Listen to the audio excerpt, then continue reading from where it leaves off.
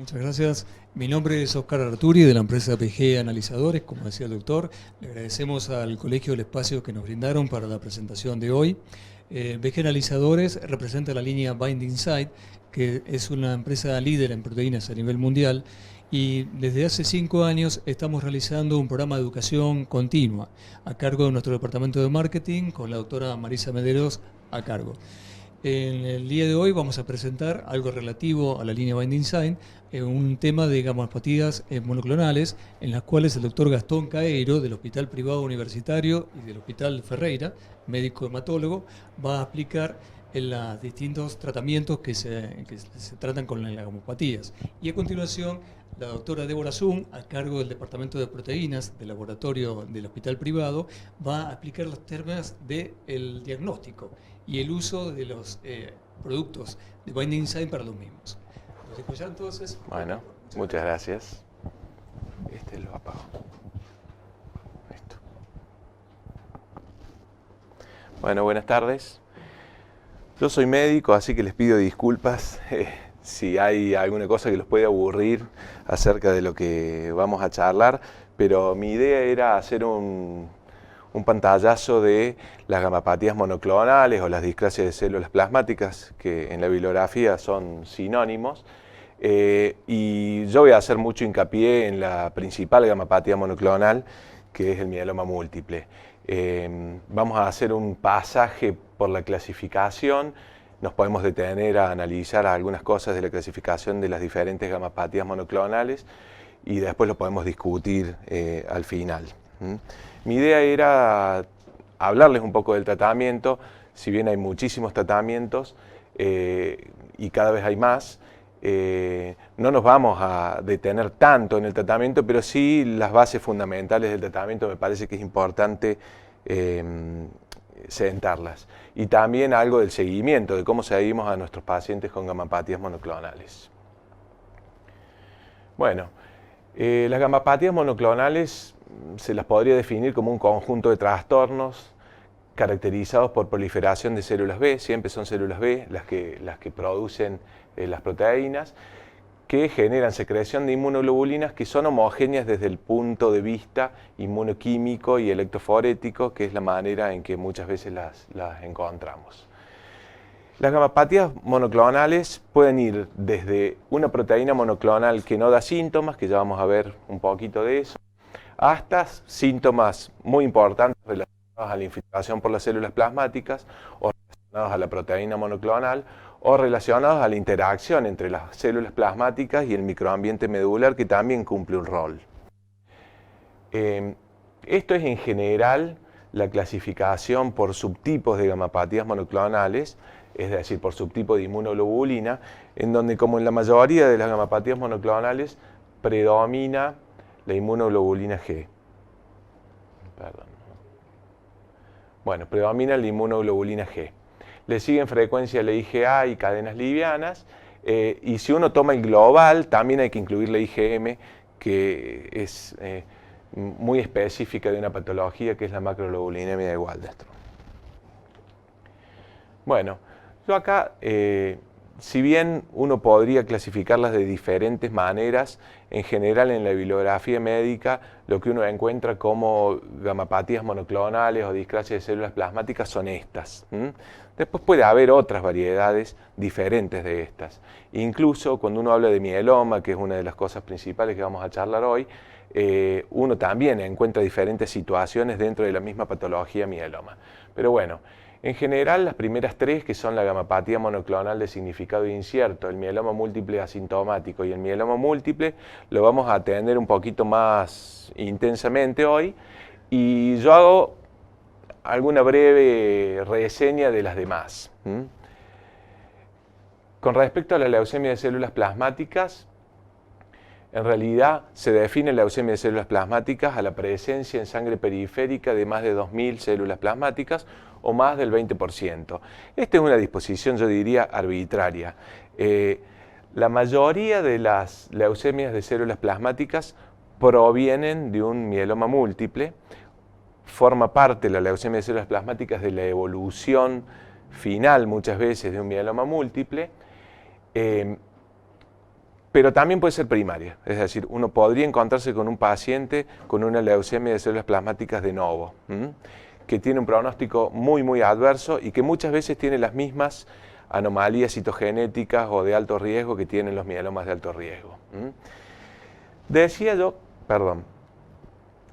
que esta definición de más de 2.000 células plasmáticas o más del 20% es un poco arbitraria, porque muchas veces vemos pacientes con mieloma múltiple que tienen 10% de células plasmáticas en sangre periférica y eso también es muy adverso. Entonces es difícil a veces saber si es peor esta situación de los 20% o si ya con 10% de células plasmáticas en sangre periférica uno está en una situación con un pronóstico similar. Pero en general la presencia de células plasmáticas en sangre periférica en un mieloma suele conferir un mal pronóstico. Otra de las patologías que vemos con cierta frecuencia son los plasmocitomas. Cuando uno habla de plasmocitoma, así como yo lo presento acá, es el plasmocitoma solitario, porque hoy en día los plasmocitomas cuando son múltiples se consideran como mieloma. Es decir, cuando uno dice plasmocitoma se refiere a una lesión única que puede ser de partes blandas o una lesión ósea, es decir, una de partes blandas o una lesión ósea, con evidencia en la biopsia de esa masa de células plasmáticas clonales, que habitualmente esto nos lo da una biopsia por anatomía patológica. Yo aclaro que existen los plasmocitomas con un mínimo componente medular, es decir, plasmocitoma, una masa única y que tiene un pico monoclonal en el suero y que tiene alguna célula en médula ósea clonal, es decir, eso se llama plasmocitoma con componente medular mínimo, pero sigue siendo un plasmocitoma. Es decir, es como si fuera una gamapatía monoclonal de significado incierto con un plasmocitoma. El plasmocitoma único, cuando está sin la gamapatía monoclonal, tiene mejor pronóstico que cuando está asociado a este componente medular mínimo. Pero, es decir, yo puedo seguir considerando como plasmocitoma solitario a alguien que tenga un pequeño pico monoclonal. La macroglobulinemia de Waldenström es una enfermedad un poquito diferente, porque en realidad es una gamapatía monoclonal IgM, que no importa el tamaño del pico monoclonal, es un pico, digamos, la definimos como un pico IgM, pero con una infiltración medular de más de 10% de linfoplasmocitos. Es decir, cuando yo veo más de 10% de linfoplasmocitos en médula ósea y tengo un componente monoclonal, yo catalogo la enfermedad como una macroglobulinemia de Waldenström, que se puede manifestar también de una manera diferente, es decir, se puede manifestar en forma de linfoma, es decir, con adenopatías, hepatoesplenomegalia, sin compromiso medular, y ahí la llamamos linfoma linfoplasmocítico, pero en realidad la célula es la misma y el tratamiento es el mismo.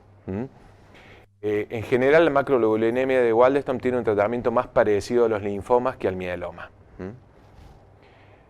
La amiloidosis AL, que eso es algo que vemos también con cierta frecuencia, consiste en una infiltración de algún órgano o tejido por este material amorfo que es el amiloide.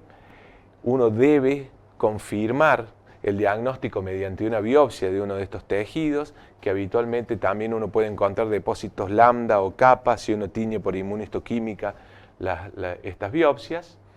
Y típicamente la amiloidosis puede producir miocardiopatía, síndrome nefrótico, mala absorción, fallo hepático, neuropatía, y uno encuentra habitualmente en la médula un pequeño clon de células plasmáticas, que no suele ser tan abundante la cantidad de células plasmáticas. Y usualmente la frecuencia de lambda es bastante mayor que la de kappa. Existe otro síndrome raro que ha sido descrito hace no tantos años, que es esto que se llama síndrome de Poems.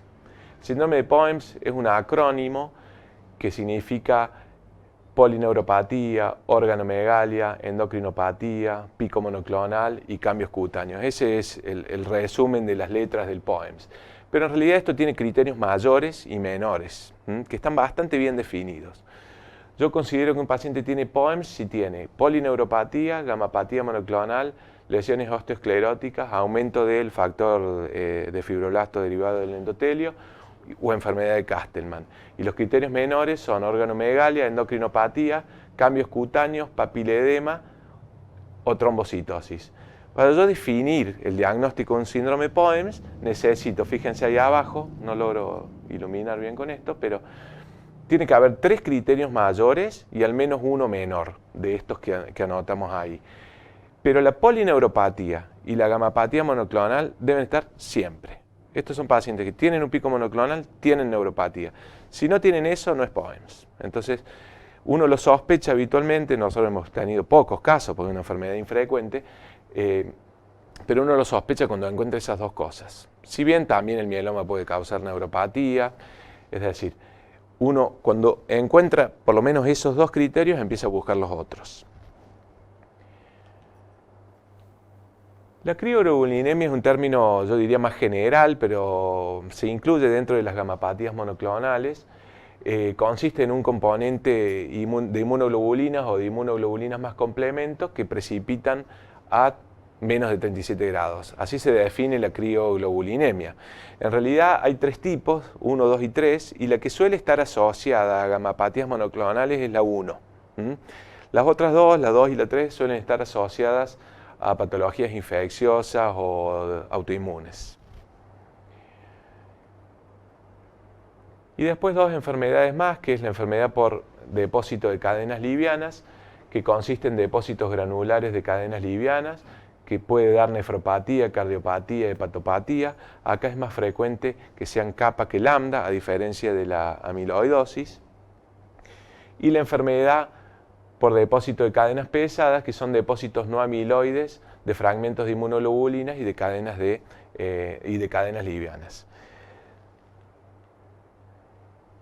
Dentro de esta enfermedad por depósito de cadenas livianas, uno a veces encuentra algunas patologías que hoy están un poco definidas de una manera diferente. Por ejemplo, existe una gamapatía monoclonal de significado renal que consiste en cadenas livianas, que pueden ser kappa o suelen ser kappa, en el contexto de una gamapatía monoclonal de significado incierto, con compromiso de un órgano, ejemplo, riñón. Es decir, esto está clasificado de esta manera, pero uno podría encontrar en otras clasificaciones algunas variantes de las gamapatías monoclonales, eso es lo que quiero decir. Bueno, y después hay enfermedades con proliferación de células plasmáticas o que están asociadas a una proteína monoclonal que no siempre están incluidas en la clasificación de las gamapatías monoclonales, pero podrían estar como muy relacionadas, que son mucho más raras todavía. Una de ellas es la escleromixedema, que consiste en una erupción cutánea con incremento de fibroblastos en la biopsia y que puede tener manifestaciones sistémicas cardiovasculares, gastrointestinales, pulmonares, musculoesqueléticas, eso asociado a un pico monoclonal, habitualmente IgG-kappa. El síndrome de Lick capilar, que consiste en hipotensión, hipoalbuminemia, hemoconcentración, aumento del factor derivado de crecimiento de los fibroblastos y de la angiopoietina 2. El síndrome de Schnitzler, que consiste en urticaria crónica y un pico IgM, usualmente kappa. Y el síndrome TEMPI, que también es un acrónimo como el POEMS, que consiste en telangiectasias, eritrocitosis, eritro elevada, gamapatía monoclonal, colecciones perinéfricas alrededor de los riñones y shunt intrapulmonar, que es lo que en realidad genera la eritrocitosis. Estos son síndromes mucho más raros. Una colega mía tiene un paciente con este síndrome y en realidad muchas veces se tratan parecidos al mieloma múltiple en realidad. Bueno, yo voy a hacer hincapié sobre todo en esto, que es para mí la patología principal, y vamos a hacer algunas aclaraciones de lo que es el mieloma múltiple asintomático y la gamapatía monoclonal de significado incierto. El mieloma múltiple, por definición, es una neoplasia clonal B, que se caracteriza por proliferación de células plasmáticas en médula ósea, que usualmente secreta inmunoglobulinas. Digo usualmente porque existe el mieloma no secretor, que antes se consideraba en una frecuencia de 5%, un poco más, 10%, y hoy con las nuevas técnicas de análisis proteico sobre todo, uno puede decir que son muy poquitos los pacientes que verdaderamente no producen proteína, quizá un 1%. La proliferación de estas células plasmáticas se asocia a lesiones líticas óseas, sin neoformación, a hipercalcemia, a anemia y a plasmocitomas. Y el exceso de inmunoglobulinas producida por las células plasmáticas podría ocasionar o puede ocasionar fallo renal y predisposición a infecciones. Y, quizá ligado a esto último, la producción normal de las inmunoglobulinas está alterada, lo que nosotros llamamos inmunoparesia. Muchas veces en un mieloma múltiple uno ve un aumento de la proteína monoclonal y un descenso de las policlonales o del resto de las inmunoglobulinas, y eso suele ir ligado a mayor frecuencia de infecciones y en realidad tiene valor pronóstico la inmunoparesia también, sobre todo el mieloma múltiple asintomático. Bueno, la célula, como dijimos, es una célula B, postcentro germinal, que ha sufrido selección antigénica y que puede tener mutaciones en las regiones variables de las inmunoglobulinas y recombinación de genes de las cadenas pesadas de inmunoglobulinas. Las vías patogénicas postuladas, para decirlo de una manera simple, porque es mucho más complejo que esto, se dividen como en hiperdiploidía y no hiperdiploidía. Esta quizá es una clasificación un poquito más vieja, porque hay cosas mucho más finas hoy en día, como para dividirlo así, pero esto nos permite dividir realmente dos grupos de pacientes.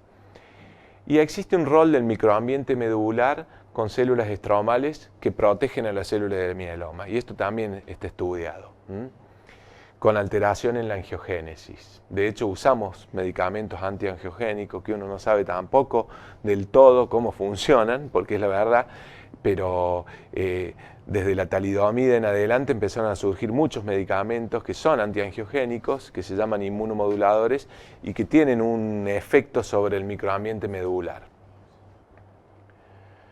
Bueno, esto es para mostrarles un poquito que hay vías patogénicas múltiples que van cambiando la enfermedad desde una gamapatía monoclonal de significado incierto hacia mieloma y siempre en un microambiente permisivo que lo permita.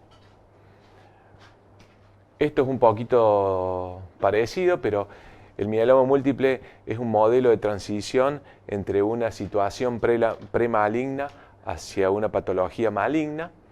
Fíjense cómo desde el MGUS o gamapatía monoclonal de significado incierto al mieloma asintomático, el mieloma, uno podría considerarlo como un continuo en donde van apareciendo diferentes eventos que van modificando la célula. Y hay...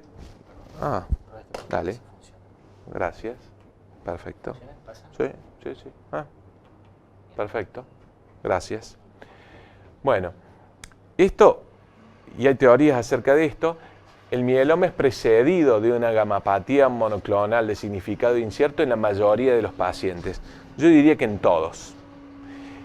Y acerca de esto hay un estudio interesante, yo no me acuerdo en qué año fue, pero fue publicado por un grupo norteamericano, en donde ellos, en un hospital de veteranos, encontraron pacientes con mieloma múltiple. Y como eran veteranos de guerra, buscaron suero de todos esos pacientes, 20, 30 años antes, que estaba guardado, y todos tenían gamapatía monoclonal. Es decir, todos estos veteranos que habían desarrollado una gamapatía monoclonal, principalmente mieloma, ya tenían una gamapatía monoclonal en el suero muchos años antes. Y después hubo otros estudios que fueron confirmando esto. Entonces uno podría decir que todos los mielomas están precedidos de una gamapatía monoclonal previa. Hay un concepto de un clon benigno que se transforma en maligno, o un clon dormido por años que se maligniza, es decir, no se sabe bien siempre cuál es el mecanismo. Y se habla de un clon maligno que está en un permanente diálogo con el microambiente hasta que se selecciona un clon dominante que genera la progresión de la enfermedad. Esto es para mostrar un poquito que todos los actores en esta situación el microambiente medular, la gamapatía monoclonal de significado incierto, esto es mieloma múltiple asintomático smoldering, o el mieloma múltiple sintomático o simplemente mieloma múltiple, en donde uno puede encontrar células clonales primero y células clonales malignas después.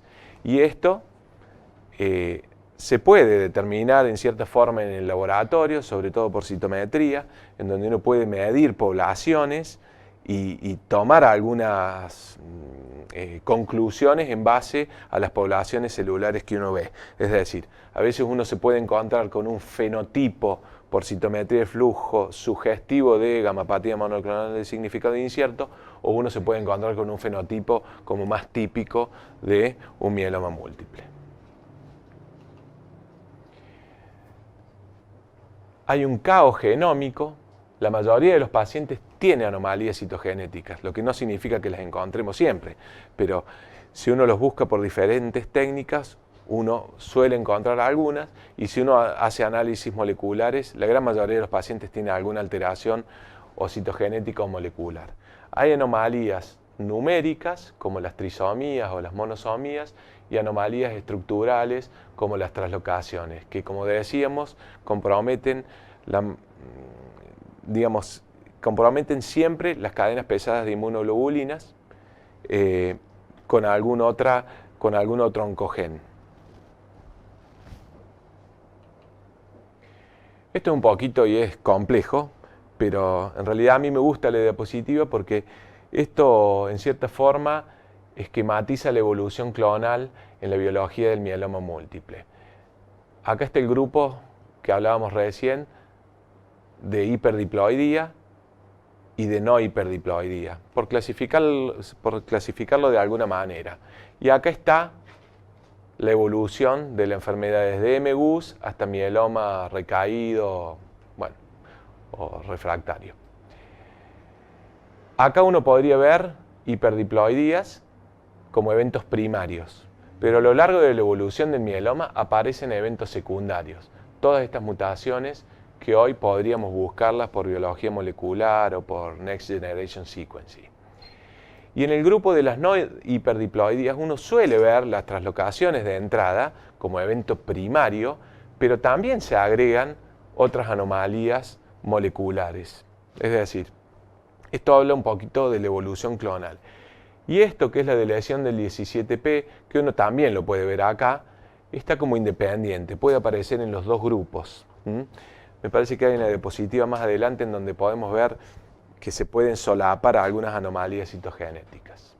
Pero esto es para mostrarles simplemente que existe la evolución clonal. Esto es más o menos lo mismo, es decir, existe evolución clonal. Esto es un análisis de 203 pacientes en donde se encontraron mutaciones clonales y también subclonales dentro de un mismo clon de células.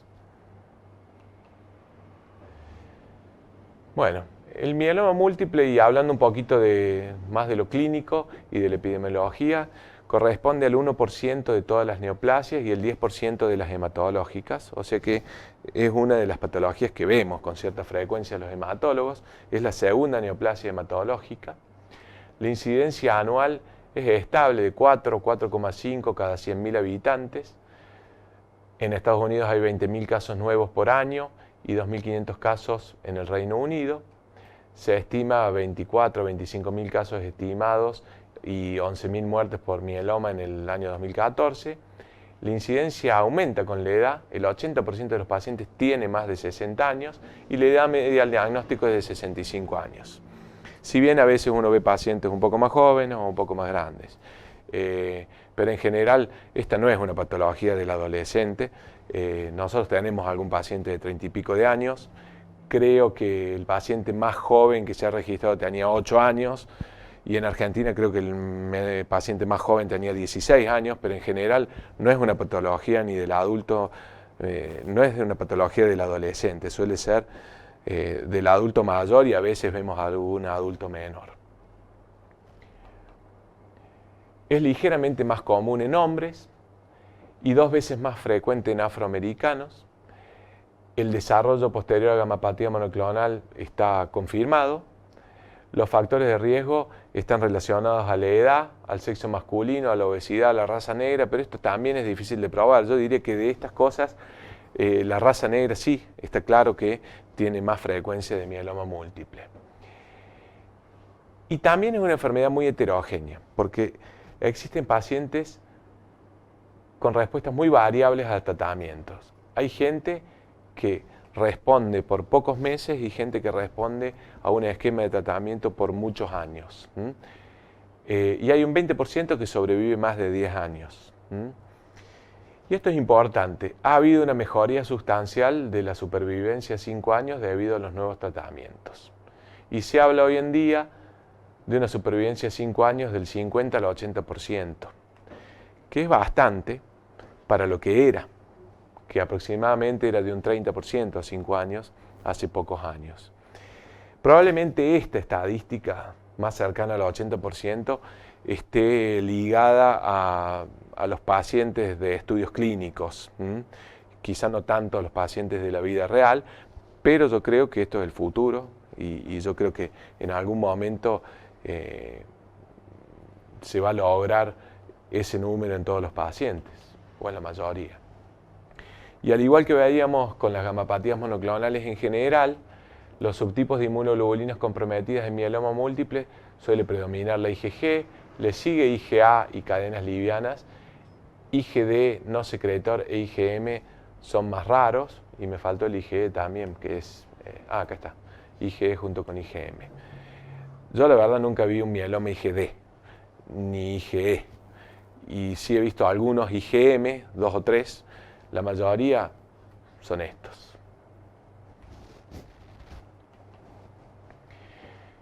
Las manifestaciones clínicas tienen que ver con la célula de mieloma y con la proteína que produce el mieloma múltiple. Es decir, la célula del mieloma produce la proteína monoclonal que puede comprometer al riñón en un 30%, puede dar neuropatía, hiperviscosidad, puede estar ligada a amiloidosis, deficiencia inmune con infección, sobre todo por la inmunoparesia, y la infiltración propia de la médula puede causar destrucción ósea, con hipercalcemia, con dolores óseos, con lesiones osteolíticas y también anemia.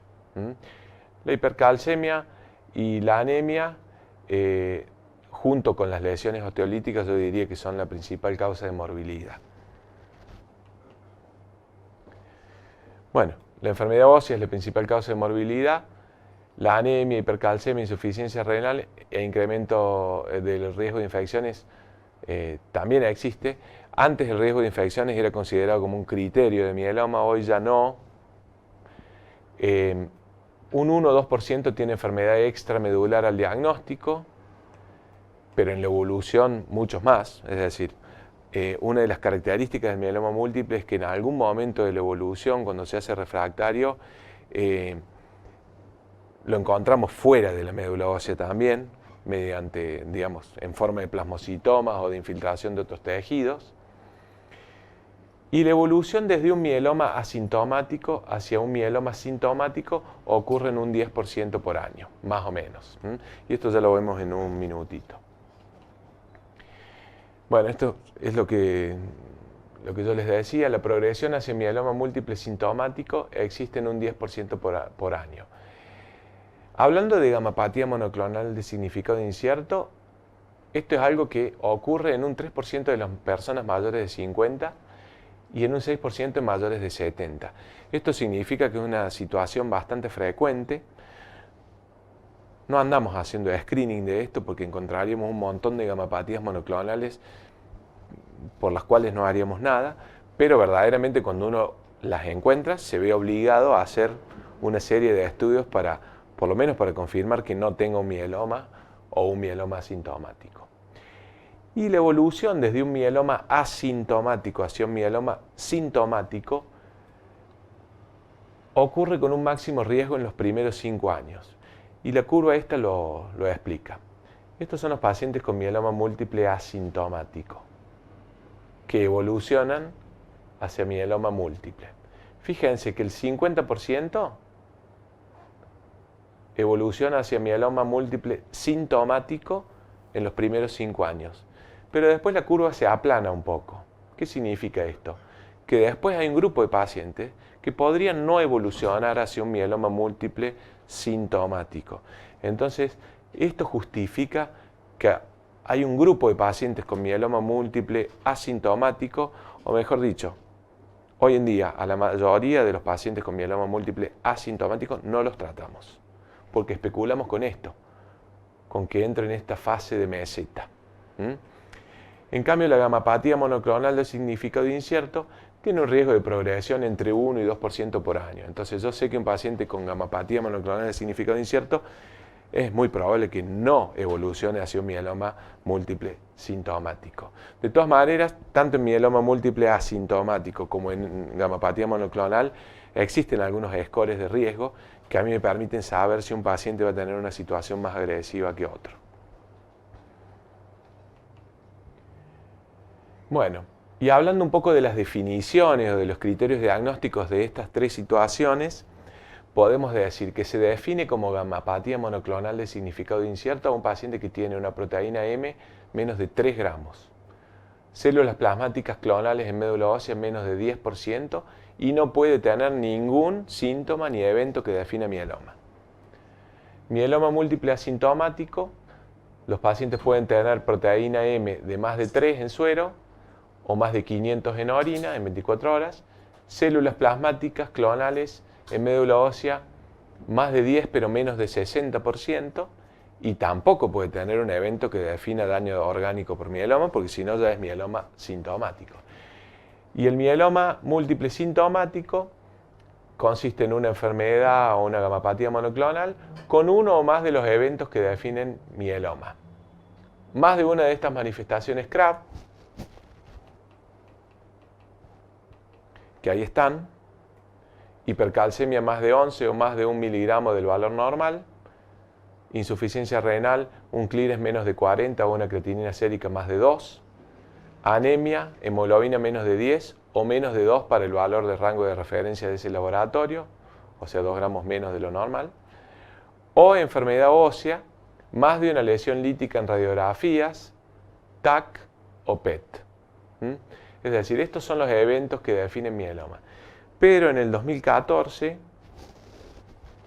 hubo una revisión de los criterios, y acá lo muestro también, perdón, ahí están, en donde uno considera que si el paciente tiene más de 60% de células plasmáticas en médula, aunque no tenga nada de esto CRAB, o que tenga cadenas livianas libres más de 100, o que tenga más de una lesión focal en resonancia, esos son pacientes sintomáticos, aunque no tengan dolor, aunque no tengan anemia, aunque no tengan lesiones osteolíticas visibles en una radiografía. Pero si yo veo estos criterios, el paciente debe tratarse. ¿Qué hace unos años? No, a estos pacientes no los tratábamos. Esto ha sido un cambio importante que ocurrió en el año 2014. Bueno, después uno podría medir por estadios a esta enfermedad. Existe un score muy clásico y había otro más viejo todavía que yo ya no lo puse, pero esto, que es muy simple, que consiste en una combinación de beta-2 microglobulina y albúmina sérica, nos permite decir o definir 3 estadios de mieloma múltiple que nos dan alguna información de si el paciente va a tener una patología más o menos agresiva. Menos de 3,5 de beta-2 y más de 3,5 de albúmina es en estadio 1, el estadio 2 es lo que queda al medio, y el estadio 3 es beta-2 microglobulina más de 5,5. Esto es en base a un estudio muy viejo, pero que realmente demostró que a los pacientes con el estadio 3 le iba peor que a los 1. Y les diría que fue uno de los criterios más simples y más significativos para valorar a estos pacientes. Después esto se revisó y se incluyó, como es lógico, algunas cosas más, como por ejemplo el FISH o la LDH. Fíjense, FISH de bajo riesgo o LDH normal versus un estadio 3 con anomalías cromosómicas de alto riesgo por FISH o una LDH superior a lo normal. Esto me puede hacer inferir a mí si un paciente va a tener una enfermedad más o menos agresiva. Esto es un poquito lo del FISH, que puede haber algunas clasificaciones un poco diferentes, pero lo importante de esto es que existen anomalías adversas por FISH, como la translocación 414, la 1416, la 1420, la monosomía o deleción del 1Q o del 1P y la deleción del 17P. Es decir, esto es lo que muchas guías recomiendan como FISH básico para valoración de riesgo pronóstico. Nosotros en general hacemos estas tres y la deleción del 17, pero no la del 1Q. Y fíjense que en este gráfico existe posibilidad de que uno se encuentre con pacientes que tienen más de una anomalía. No es que una es excluyente de la otra. Yo tengo una paciente ahora en tratamiento que tiene deleción del 17 y tiene una translocación 414, las dos juntas.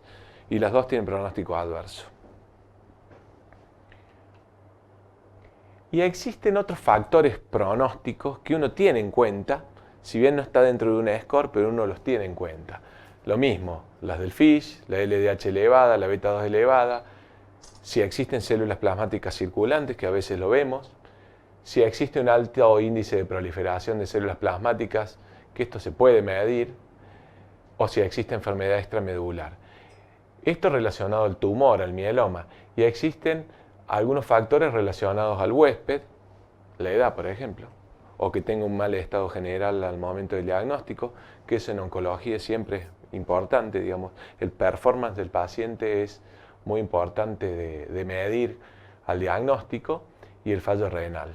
Con respecto a esto que les decía del performance, siempre existieron para muchas patologías, pero hoy en día uno debería hacer en el consultorio un interrogatorio acerca de las actividades de la vida diaria del paciente, lo que puede hacer y también de todas las comorbilidades que tiene.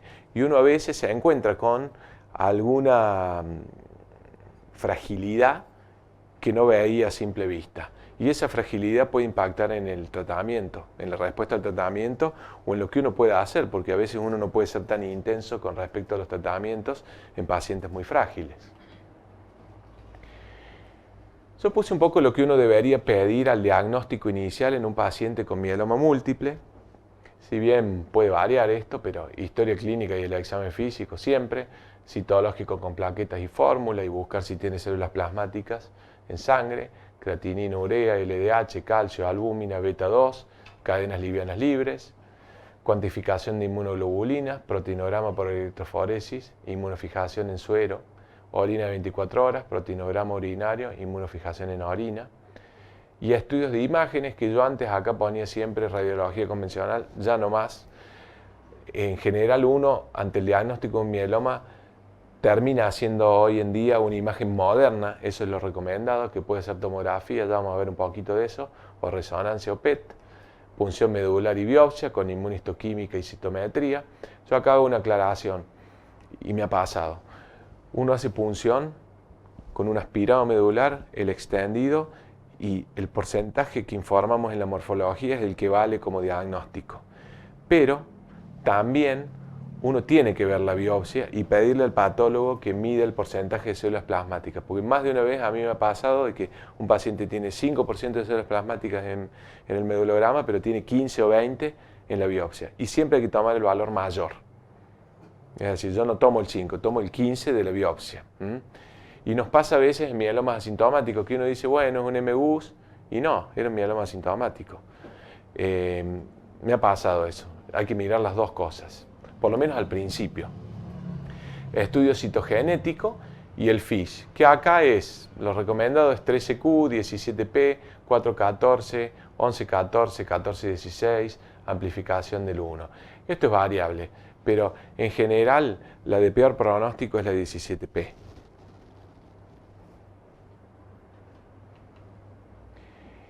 Y evaluación que uno debería hacer en circunstancias especiales, que estas fíjense que ya las habíamos puesto en el cuadro anterior, o sea que uno debería hacer una imagen moderna también al inicio. Una biopsia de un tejido, si yo sospecho un plasmocitoma solitario, densitometría ósea, uno podría recabar alguna información, tinción de médula de grasa abdominal buscando amiloide. La amiloidosis a veces es muy difícil de encontrar y no siempre el rojo Congo es fácil de hacer. Entonces a veces uno tiene un paciente con amiloidosis y no se la encuentra fácil y el rédito del diagnóstico de amiloidosis aumenta si uno toma varias biopsias de la médula, de la grasa subcutánea, de un órgano comprometido. Es decir, va sumando réditos si uno hace varias biopsias. Viscosidad sérica si uno sospechara viscosidad. Estudio de histocompatibilidad si uno pensara en buscar un donante para el paciente en algún momento. Y esto del índice proliferativo, Labeling Index de células plasmáticas, que yo pensé que no se hacía, pero en algunos lugares se hace. Por citogenética creo que lo hacen. Bueno, un poquito de las imágenes. Ustedes avísenme si canso. Un poquito de las imágenes. Este es un mapita de la distribución de la enfermedad ósea. Estas son localizaciones frecuentes en rojo y localizaciones menos frecuentes. Lo importante acá quizá es saber que mucho de la morbilidad del mieloma múltiple tiene que ver con la afección de la columna vertebral. Y eso verdaderamente complica las cosas con respecto al tratamiento, porque a veces hay compromiso de médula espinal o inmovilidad, y eso trae bastantes problemas. Pero esa es más o menos la distribución en frecuencia de la patología ósea. Esto es para mostrarles un poquito que la radiología convencional no es que uno no la hace más, yo la pido a veces, pero en general yo también pido una imagen moderna. Uno puede encontrarse con esta fractura, pero por más que yo vea esta fractura voy a querer ver otras cosas en profundidad, sobre todo la columna. Uno podría encontrar esta radiografía que no se ve mucho, pero acá se insinúa una lesión lítica, que acá no se ve. Si uno hiciera una tomografía probablemente la vería. Y lo clásico que hacíamos era cráneo frente y perfil, columna frente y perfil, tórax, pelvis y huesos largos. No se detecta un 30% de lesiones óseas por esta técnica, que es mucho. La tomografía tiene ventajas, es superior a la radiología convencional, tiene alta resolución, se hace rápido y permite biopsias guiadas. Desventajas: a veces, cuando hay mucha osteopenia, es difícil definir las lesiones osteolíticas, tiene muchos falsos negativos y esto era antes, la dosis de radiación era muy alta. Pero después se desarrollaron tomografías de baja dosis. En general uno puede hacer una tomografía de cuerpo entero de baja dosis, que no tiene tanta definición como una tomografía convencional, pero pesquisa bastante bien las lesiones osteolíticas. Es superior a la radiología convencional, se hace rápido, tiene menos dosis de radiación, es una buena opción para diagnóstico y seguimiento y se hace cuerpo entero. Y la irradiación es mucho menor, así, de lo que se irradiaba antes con una tomografía de cuerpo entero. Esta es una tomografía con una lesión en el hueso ilíaco izquierdo, en la lumbar 4, se ve mucho mejor que la radiografía. La resonancia magnética nuclear tiene la ventaja también que es más sensible que la radiología convencional, es más precisa para el esqueleto axial, que es una, como decíamos recién, de las principales cosas que a uno le preocupan. Detecta infiltración medular con o sin destrucción trabecular. De hecho, a veces en la resonancia nos informan que hay cambios en la médula ósea compatibles con un síndrome linfoproliferativo o con un mieloma múltiple. Y a veces es cierto, es decir, a veces el radiólogo ve que en la médula ósea hay cambios sugestivos de una patología de las que vemos nosotros. Obviamente no van a ser tan precisos, pero yo he tenido pacientes derivados por hallazgo de cambio de médula ósea en un húmero y bueno, era una leucemia linfática crónica, por ejemplo. O sea que estas cosas se ven en la resonancia. Se pueden ver lesiones extraóseas. El número de lesiones que uno detecta por resonancia tiene valor pronóstico y se pueden detectar diferentes señales de actividad, entonces uno puede dirigir una biopsia al sector más patológico, por decirlo de alguna manera. Estas son diferentes secuencias de resonancia que muestran la lesión lumbar 4. Y algo que usamos también con cierta frecuencia es el PET, que es la tomografía por emisión de positrones, que en realidad es una tomografía en donde se hace la tomografía convencional hoy en día, pero sumado a un estudio con un isótopo radioactivo. Entonces, la trampa de esto es que el isótopo radioactivo está unido a glucosa y las patologías, mieloma u otras, consumen glucosa. Entonces, los tejidos que más consuman glucosa son los que más van a captar. Entonces, uno puede ver captaciones que tienen directamente que ver con la proliferación tumoral. El mieloma sirve y de hecho sirve para medir bien la enfermedad. Tiene gran sensibilidad, también tiene valor pronóstico el número de lesiones que uno encuentre y uno puede evaluar la respuesta al tratamiento con un análisis semi-cuantitativo. De hecho, hoy hay software que miden la masa tumoral por PET. Eso es algo que no es estándar, pero se puede medir. Y se puede medir enfermedad mínima residual con el PET.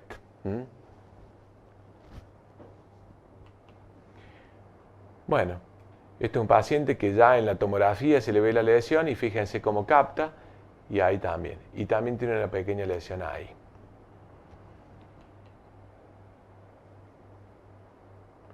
Se pueden ver lesiones extraóseas, que en la tomografía es un poquito más difícil de ver. Se podría ver en una tomografía, pero es un poco más difícil. Bueno, un poquito antes del tratamiento yo quería hablar de la historia natural del mieloma múltiple.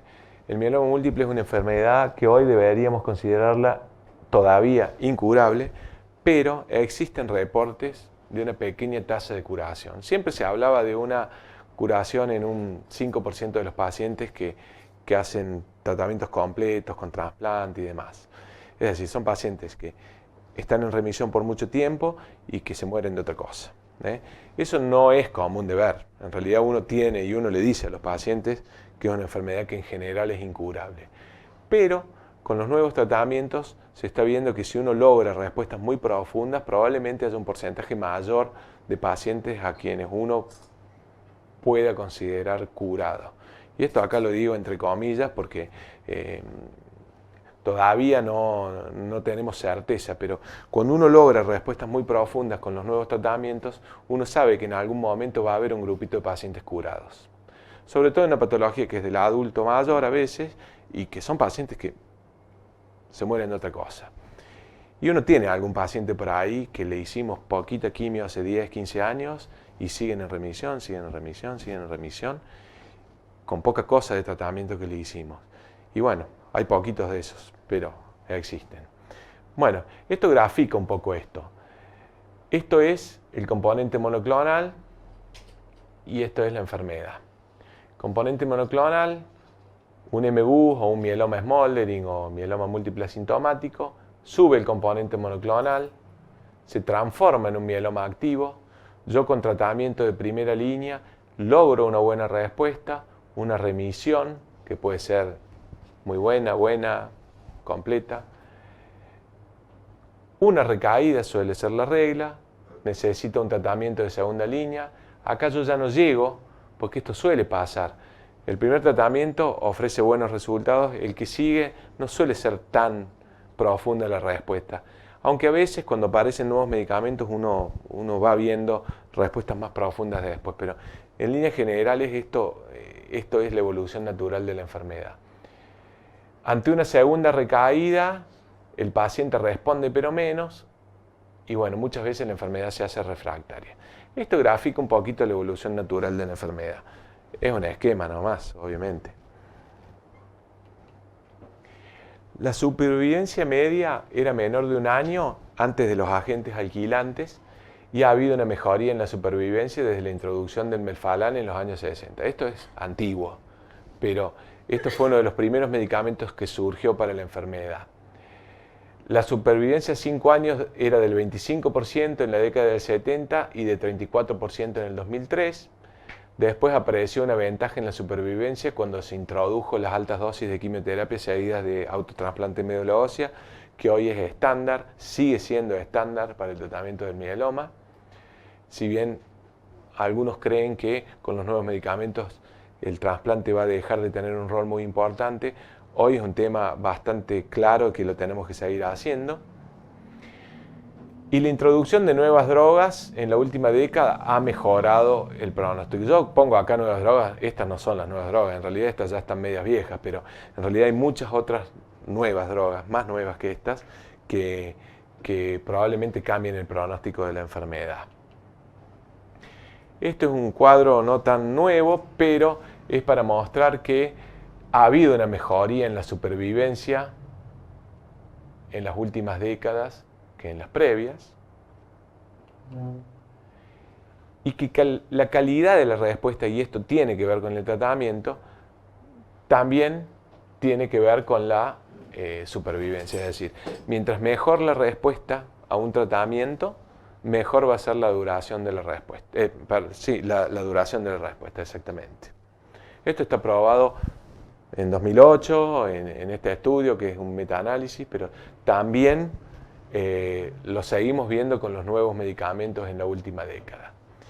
Otra cosa es que, con respecto al tratamiento, es que hay una ventaja de combinaciones de 3 drogas que incluyan un inmunomodulador, como por ejemplo talidomida, lenalidomida, con un inhibidor del proteasoma, como el bortezomib, carfilzomib. Es decir, hoy en día se recomienda que uno use una combinación de 3 drogas que incluyan esos 2 grupos de drogas, porque es con lo que mejores resultados, obtenemos. Pero hay pocos estudios que comparen todos estos esquemas. La exposición a estas nuevas drogas ofrece mejor supervivencia global.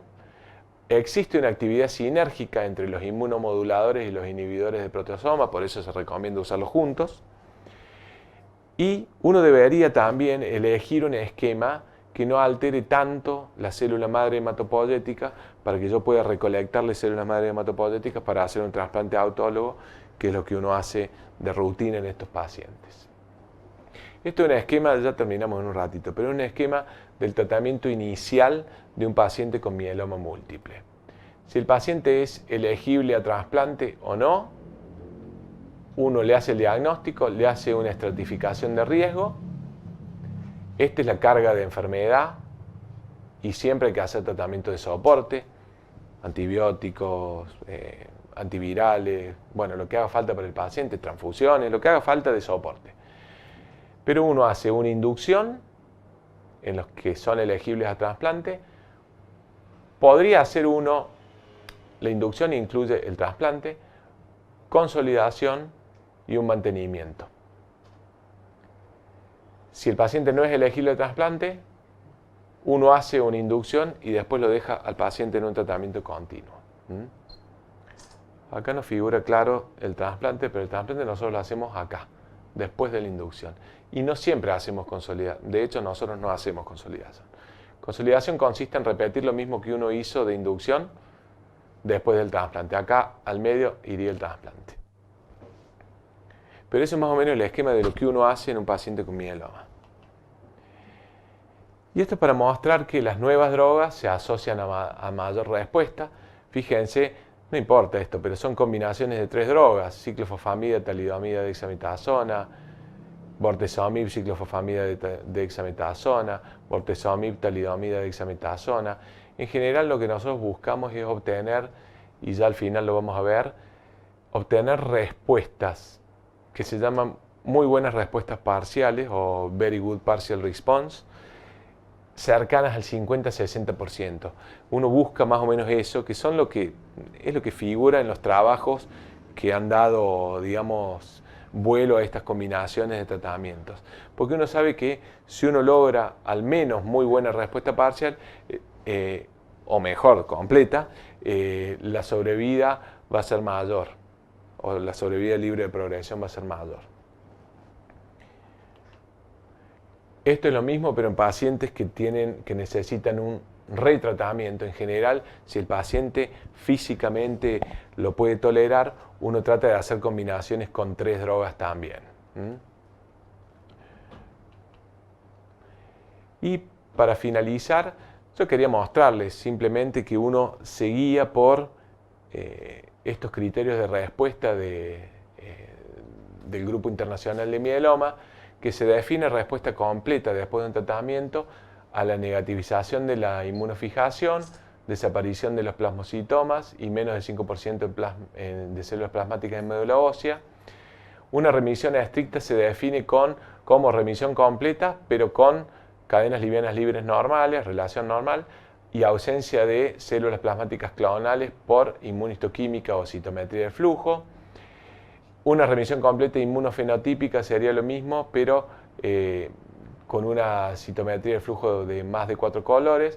Uno podría buscar una respuesta molecular completa con alguna técnica más específica. En general nosotros usamos mucho la citometría de flujo y hacemos un estudio medular, un medulograma y la citometría de flujo, que lo ideal sería hacerla al diagnóstico para identificar bien la célula, al final de la quimioterapia, o sea, antes del trasplante y después del trasplante. Eso es lo que buscamos hacer en general. Muy buena respuesta parcial, que esto es una de las cosas que buscamos, es que el componente M sea detectable solo por inmunofijación o que se haya reducido más de un 90% y que el componente inmunitario sea de menos de 100 o una disminución en el 90% de la diferencia entre la relación de cadenas livianas libres comprometidas versus las no comprometidas. Bueno, la remisión parcial en general es reducción del 50% del componente M o del plasmocitoma, y respuesta mínima en realidad es algo con lo que no nos conformamos jamás. Es decir, un paciente con respuesta mínima le cambiamos el tratamiento y a algunos pacientes con respuesta parcial también se lo intensificamos. El futuro es el futuro, o lo que recomienda la mayoría de gente es lograr la respuesta lo más profunda posible, lo cual es lógico, e insistir en tratamientos intensos, sobre todo al principio. Bueno, para terminar, el mieloma es una enfermedad heterogénea que deriva invariablemente de un estadio precursor, el MGUS. Ha habido avances significativos en la evaluación inicial de la enfermedad, que incluye estudios proteicos, citogenéticos, de citometría, moleculares y de imágenes, y existen nuevas estrategias terapéuticas disponibles que tienen impacto en la profundidad de la respuesta y por ende también en la supervivencia global. Y creo que nada más. Bueno. Bueno, buenas tardes. Agradecer la invitación a BG, al colegio, a Gastón, gracias por participar, y a ustedes por estar presentes. La idea es contarles un poco lo que hacemos en el laboratorio. Si bien el doctor Caeiro dio un pantallazo de cómo se presenta, para nosotros en el laboratorio es todo un desafío emitir el informe del resultado. Muchas veces tenemos que congeniar y bueno, la orden de nuestros superiores hacer determinaciones sin importar el costo para que el médico tenga el resultado. La charla la voy a dividir en 3 etapas. Estrategias del laboratorio, qué es lo que hacemos nosotros para detectar esos pacientes. Test especiales de proteínas, ya los llamamos así, y algunos casos clínicos con la colaboración de Gastón. Bueno, el laboratorio, nosotros lo que vemos a diario es que ningún ensayo puede diagnosticar y monitorear con efectividad las enfermedades proliferativas de células plasmáticas. Ninguno. Siempre los combinamos.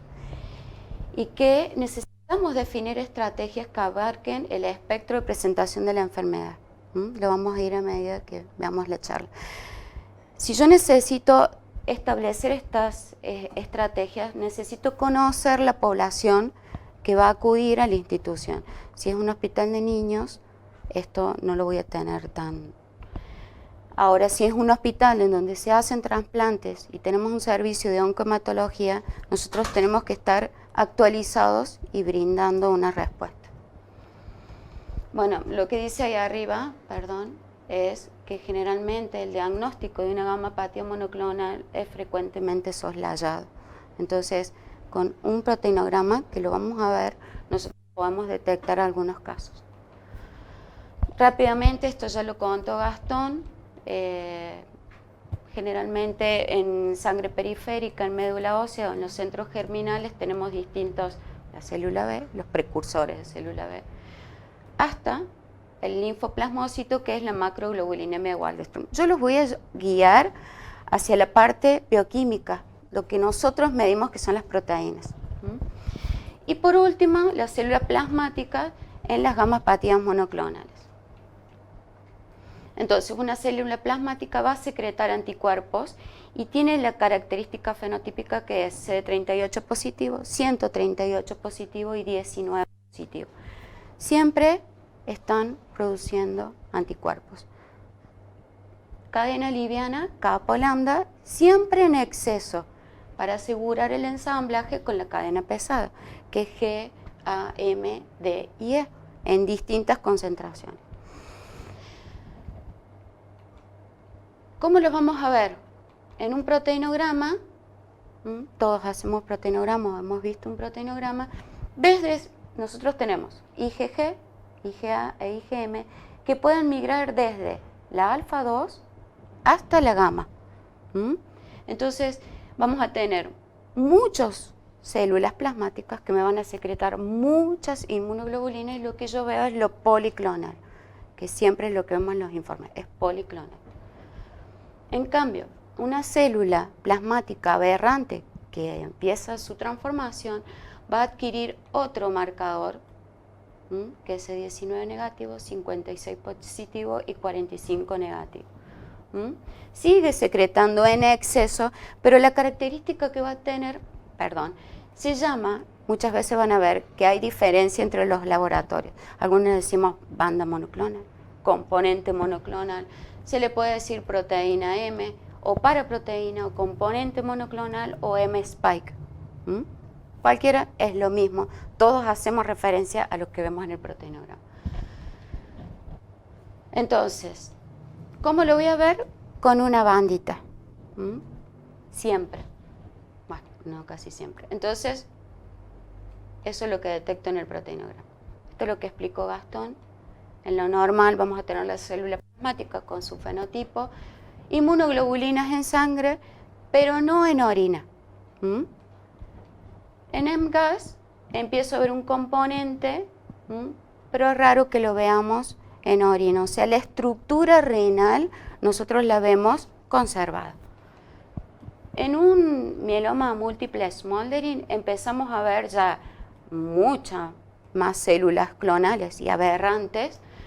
Empezamos a tener los eventos definitorios de mieloma, que era se le llama SLIM, lo que explicó Gastón, y yo ya empiezo a ver pérdida de inmunoglobulinas en orina. Por último, el mieloma múltiple, en donde vemos ya una alta clonalidad, ya el paciente empezó tratamiento y nosotros vamos a ver estas dos situaciones.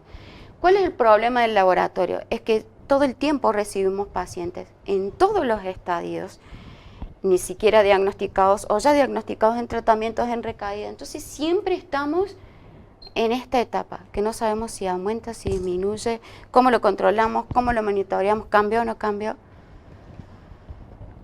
Entonces, ¿cuáles son las que predominan para nosotros? El 75% son inmunoglobulinas intactas. El 11%, no se ve mucho, son cadenas livianas. Otros es el 2% y la macroglobulinemia de Waldenström es el 12%. De ese 75%, el 52% es IgG. El 21% es IgA, D y E. Bueno, nosotros no tuvimos nunca. Esto lo saqué del miedo. ¿Cuáles son los síntomas? Depende de los efectos que tengan. Entonces, para poder entenderla, yo los dividí en dos ubicaciones. Médula ósea, ¿qué voy a ver? Disminución de células sanguíneas, alteración del hueso circundante, neuropatías, etcétera, etcétera. Y lo que voy a ver en el torrente sanguíneo, en el suero, daño renal, depende de la carga de la proteína monoclonal, pueden interferir en la coagulación, nos ha pasado en varios pacientes, y etcétera. Entonces, los síntomas, no se lee mucho ahí, no son muy visibles en etapas tempranas de la enfermedad y es una combinación, es una mezcla. Entonces tenemos sangrados anormales, dolores óseos, fracturas, glóbulos, anemia, una característica. Y bueno, y que siempre están, cuando vemos, es algo que voy controlando, ¿quién me hace el pedido de la inmunofijación?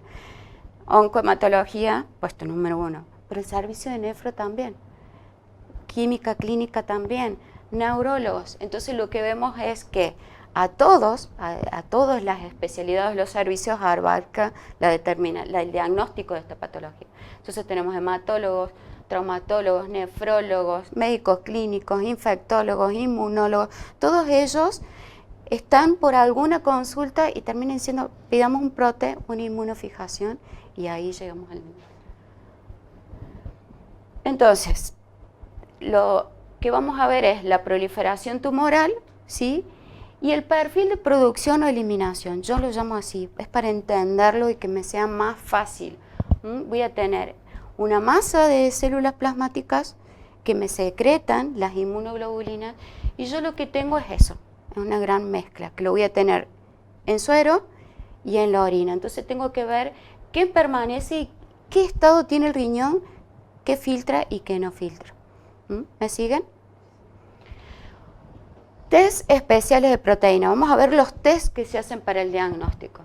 ¿Cuáles son? Porcentaje de células plasmáticas, como nos explicó el doctor. Medulograma, biopsia, inmunistoquímica, rojo Congo para amiloidosis, FISH, cariotipo, fenotipo.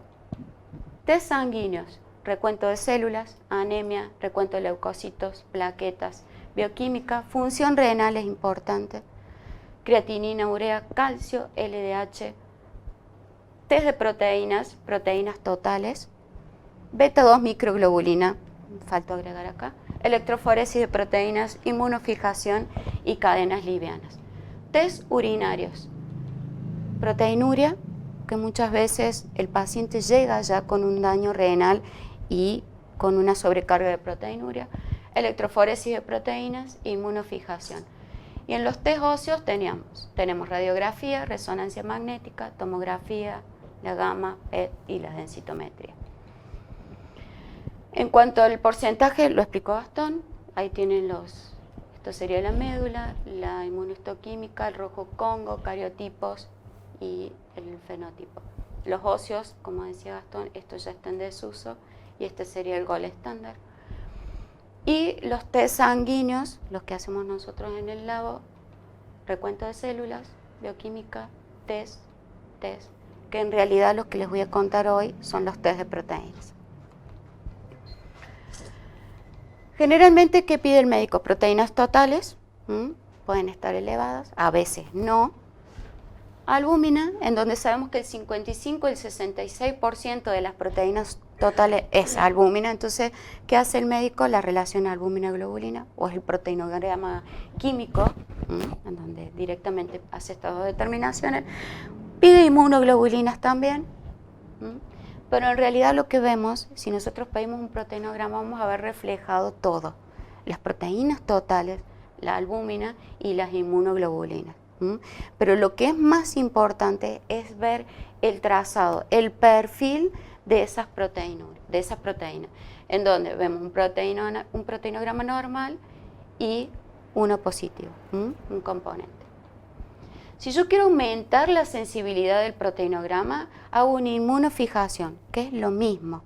Lo que hago es, le sumo anticuerpos contra las inmunoglobulinas, que las vamos a ver más adelante, y aumento la sensibilidad de la determinación. Entonces, si hay algún piquito que yo no lo puedo ver en el proteinograma, en la inmunofijación lo veo.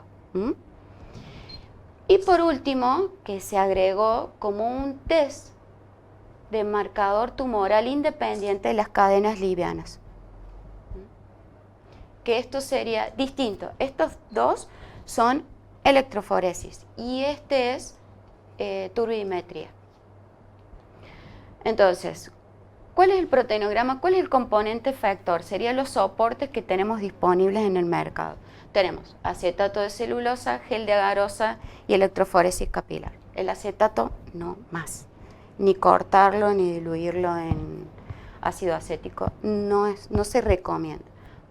Gel de agarosa sí, de alta resolución, beta 1, beta 2, y la electroforesis capilar también. Nosotros en el labo tenemos los dos de backup. Lo que no puedo resolver con uno lo resuelvo con el otro. A veces la electroforesis es muy sensible y prefiero resolver en un gel de agarosa. ¿Cuáles son las diferencias? La diferencia es que esto lo tenemos en un gel, se hace una visualización de todas las corridas y lo que voy a hacer es una detección fotodensitométrica, ¿sí? En cambio, en la electroforesis capilar, lo que veo es una detección UV, es directa, ¿sí? Acá hago 30, 54, 15 pacientes. Acá dependo del equipo. Puedo tener 2 capilares, 8 capilares o 12 capilares, o sea, simultáneos. La sensibilidad de cada uno y los dos tienen la misma especificidad. Entonces, las dos metodologías son altamente eficientes, los dos soft me miden las fracciones automáticamente. Puedo demarcar, esto es muy importante, las principales zonas y pintar o demarcar el componente monoclonal. Y algo importante, si yo elijo el gel de agarosa, considerar que se satura el colorante si tengo un componente monoclonal alto. Entonces, son las dos muy buenas. Lo que sí, el gel de agarosa debe ser alta resolución. Correlación analítica. ¿Yo puedo predecir la albúmina o algún otro valor de proteína a partir del proteinograma?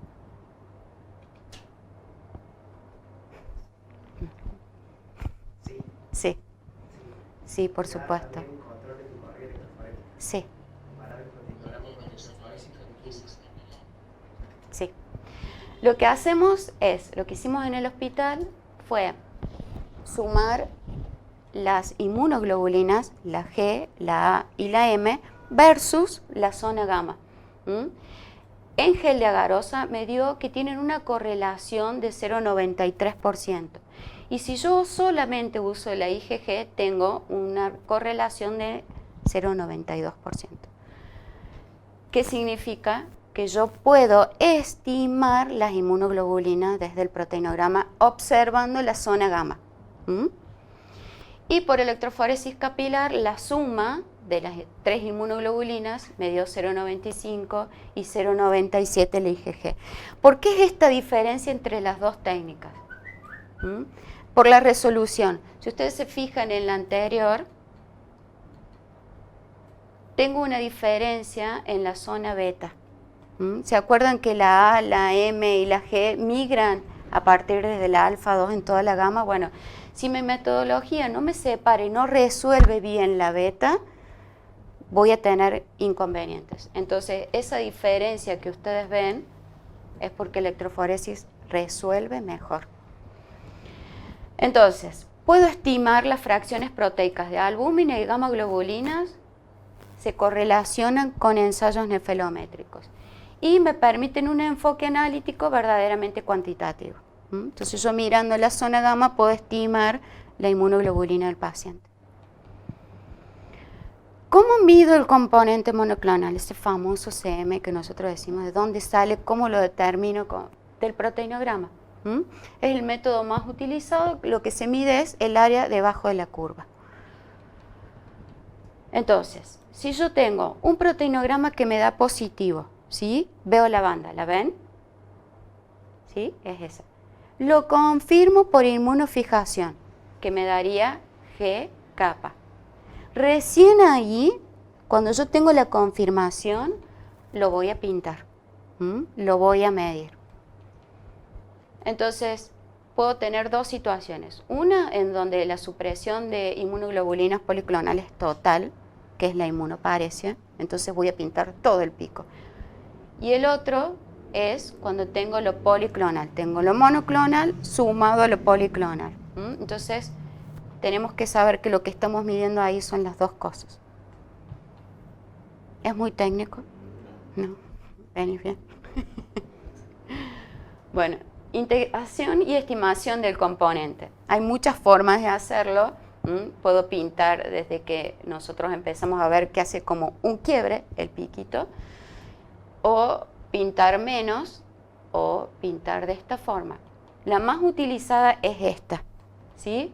Su medición captura inmunoglobulinas policlonales que están presentes en la misma posición, ¿sí? Y en el caso de que yo tenga una inmunoparesia, es una medición precisa y reproducible de la carga tumoral, o sea, de la cantidad de células plasmáticas que me están secretando el anticuerpo. ¿Cómo hicieron este trabajo y determinaron que esta es la mejor forma? Lo hicieron por masa. Entonces ellos veían masa. Lo que hicieron es ver en ese piquito, en este y en este, lo que tenían de inmunoglobulina policlonal y monoclonal. Entonces la mejor forma de estimarlo es de esa manera.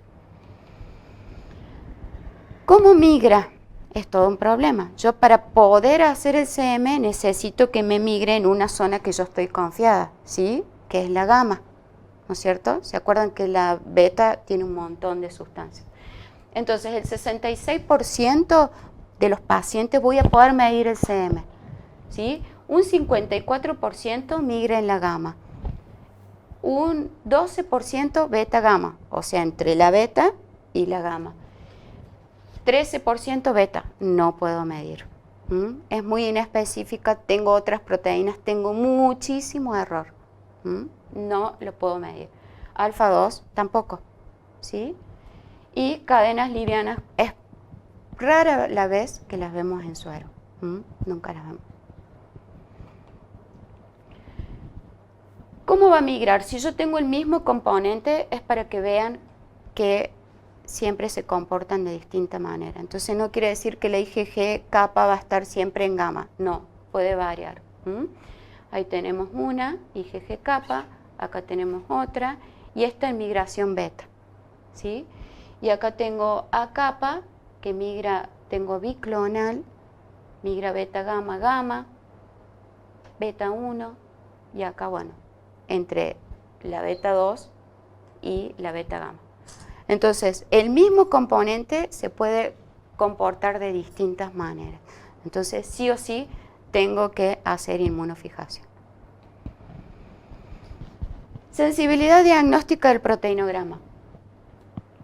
De todos los casos de mieloma múltiple, el proteinograma solo detecta el 88% y el 67% de amiloidosis. De estos pacientes, el 97% liberaba inmunoglobulina intacta, ¿sí? 61% cadena liviana y 0% pude detectar de no secretor. Miren qué bajos. O sea, si yo tengo un mieloma múltiple de cadena liviana o una amiloidosis con el proteinograma, no lo voy a ver, ¿sí? Entonces, esto es por las cadenas. Filtran y no las vemos en circulación. Componente adicional. Si tengo la inmunoglobulina intacta, lo voy a ver, en cambio en estos no, y en el secretor también. Si el médico sigue sospechando de que es un mieloma, buscamos. ¿Cómo lo vamos a identificar? Con la inmunofijación. Entonces vamos a tener esta zona, que es la que nos llama la atención, pongo antisueros contra G, A, M, kappa y lambda.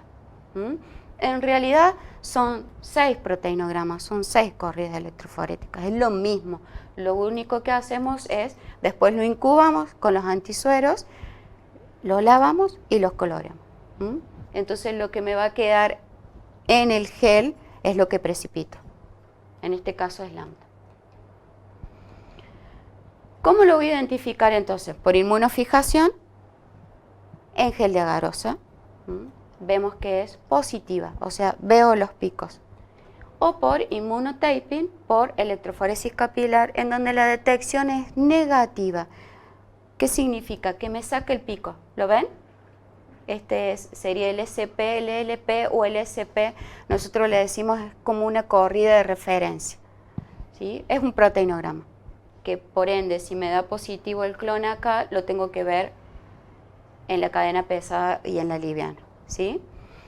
En la electroforesis capilar, esta sería el SP o el proteinograma, y lo que hace es secuestrar la G, acá es la A, la M, la kappa y la lambda. Entonces la detección es negativa, se lleva todo, no se lleva solo el componente monoclonal, se lleva toda la inmunoglobulina. Entonces lo veo. ¿Qué diferencia tengo entre esta y esta? Que esta es cualitativa, esta también, pero con ese proteinograma yo puedo medir el CM. En cambio acá yo tengo que pedir un proteinograma para medir el CM. No puedo ver las fracciones desde la inmunofijación. Y nosotros, ¿cuál elegimos en el labo? La inmunofijación, porque es el gol estándar, ¿sí? Entonces, para proteinograma, electroforesis capilar, inmunofijación en gel de Garros. ¿Cómo es la sensibilidad? Miren cómo aumenta si yo sumo las dos cosas. Entonces, si yo tengo un piquito chiquitito en el proteinograma, seguro al aumentar la sensibilidad en la inmunofijación, lo veo en suero. Y si tengo una pérdida de cadenas livianas o de proteínas por riñón, en la inmunofijación en orina lo voy a encontrar. Entonces aumenta la sensibilidad diagnóstica, siempre con el componente adicional. Otro test de proteína, que es el que le conté, que es un marcador independiente a lo que sería la electroforesis, son las cadenas livianas. Entonces, por ejemplo, acá se ve el piquito, lo vemos en el suero, que es kappa y se confirma. Es inmunoturbidimetría, antes se hacía por nefelometría, ahora nosotros en el labo tenemos inmuno. Se puede hacer cadenas livianas totales o cadenas livianas libres. Los dos están en el mercado. Cuando nosotros buscamos están los dos disponibles, pero ese no es recomendado, ¿sí? Y la cadena libre sí. ¿Por qué? ¿Ven esta parte de afuera de la cadena liviana? El ensayo de las totales está sobre esa parte. Entonces me va a medir la unida y la libre. En cambio, la libre está sobre ese epítope y solo lo que me va a medir es la libre.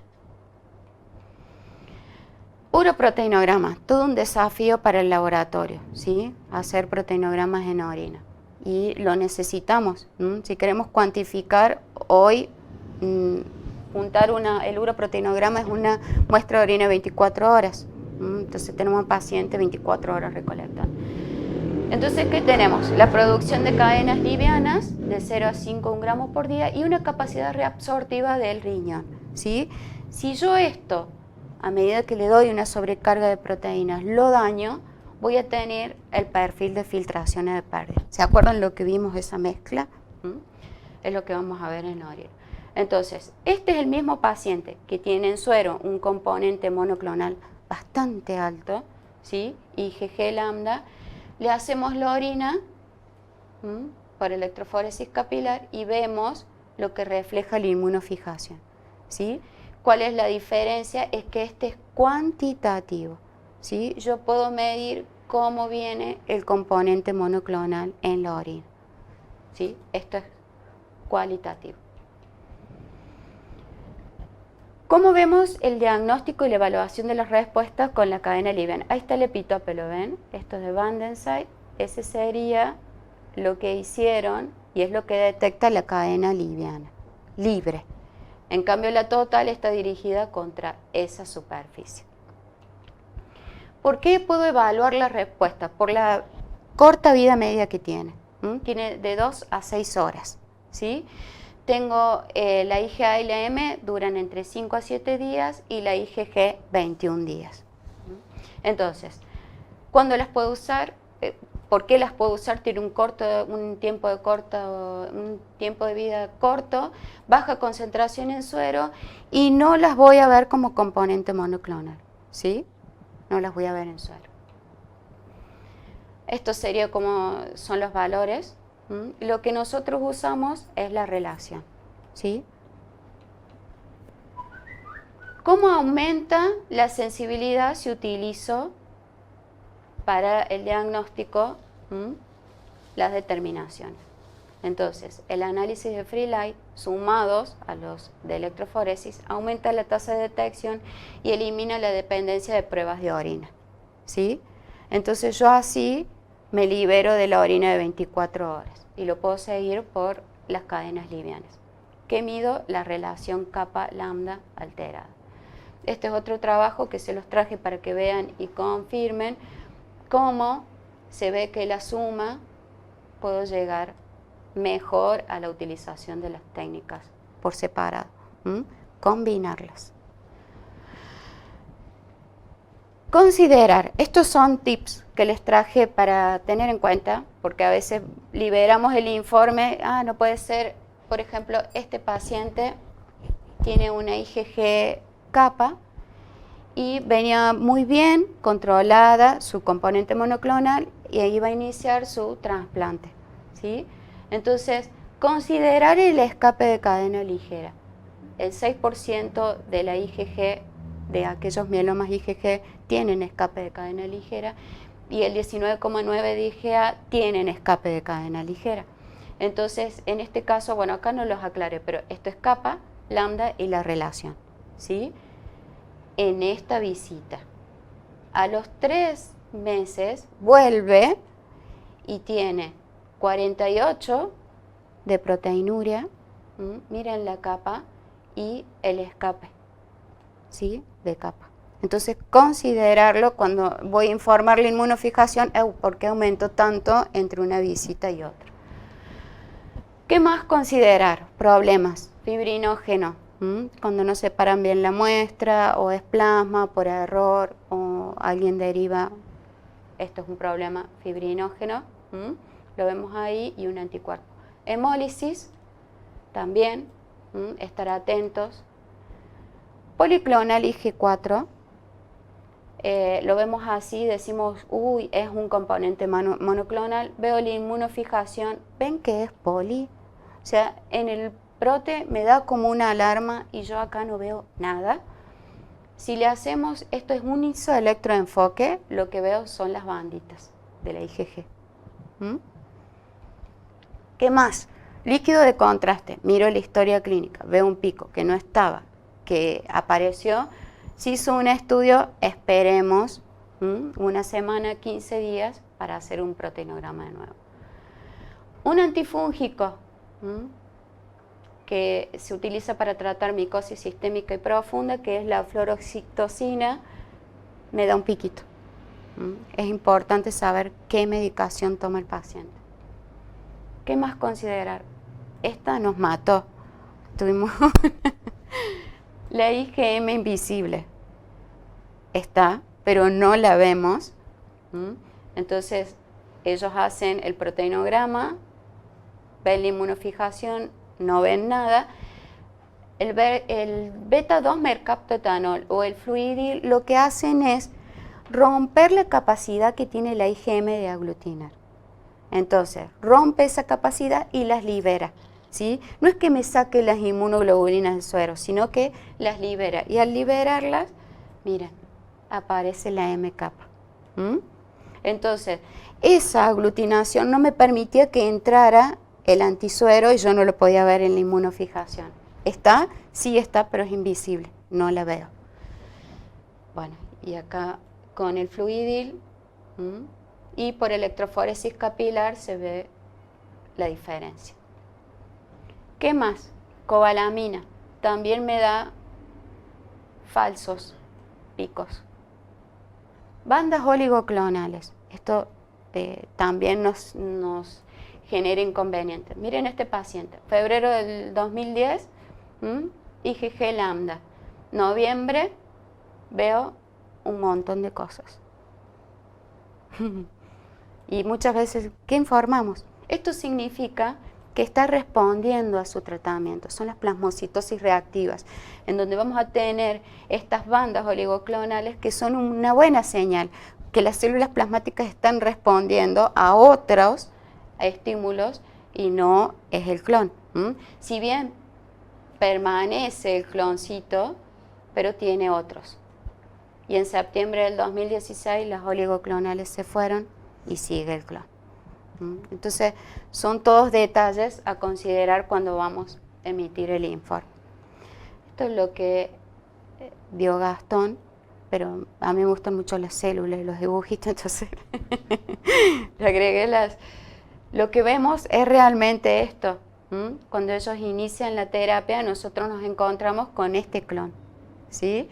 Después, cuando empieza la otra recaída, tenemos otro clon. Nosotros a esta situación tenemos que estar atentos, porque puede cambiar la movilidad, puede cambiar el componente. Entonces, no voy a informar sin ver los estudios previos, sin ver las corridas anteriores.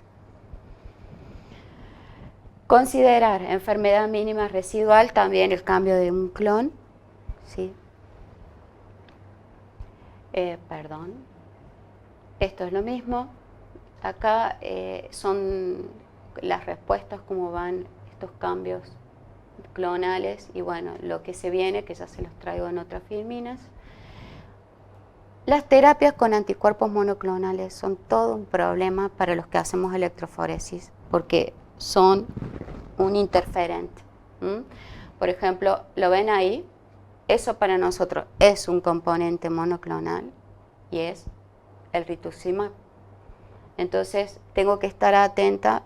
En el hospital ya están dando daratumumab y nos da clones. Entonces, buscamos y leemos y ya tenemos marcados los pacientes que reciben esa terapia. Monoclonal para mieloma múltiple. Uno se puede encontrar con un pico monoclonal diferente en el paciente tratado. Que esta terapia es IgG kappa. El anticuerpo monoclonal es IgG kappa. Entonces, si yo tengo un paciente A lambda o A kappa, no hay problema, ¿sí? Pero si es IgG kappa, sí, es la mayoría. Vamos a ver un clon nuevo. Entonces, considerar de no tomar la muestra del proteinograma cuando el paciente inicia la terapia. Es un detalle. Entonces, acá está el piquito. ¿Sí? El daratumumab. Avances. ¿Qué sería lo nuevo? Esto, lo que hacemos proteinogramas e inmunofijaciones, no podemos variar entre los otros laboratorios, ¿sí? Más de Córdoba. Y esto pasa. La idea es estandarizar los reportes, que todos los laboratorios entreguemos los mismos resultados. Esto también estamos intentando desarrollarlo en el hospital, que es medir las proteínas por masa-masa, ¿sí?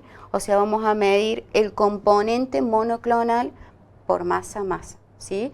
Entonces, si hay un cambio en ese componente, en la terapia, en esos, ¿vieron los picos? En esto lo vemos, ¿sí? Si hay un cambio de clonalidad o cambio de célula, en esta lo vemos. O hacer los péptidos, ¿sí? Acá tienen varios trabajos. También lo que se viene es agregar la citometría de flujo por multicolores, 4, 6, 8 colores, PCR y la nueva generación de secuenciación, que es esto, ¿sí? Pueden mandar las muestras y ven, predecir, evaluar, monitorear y detectar, estandarizar la detección de MRD con secuenciación de próxima generación. Esto se manda a Estados Unidos, se llama ClonoSeq. Debe ser imposible.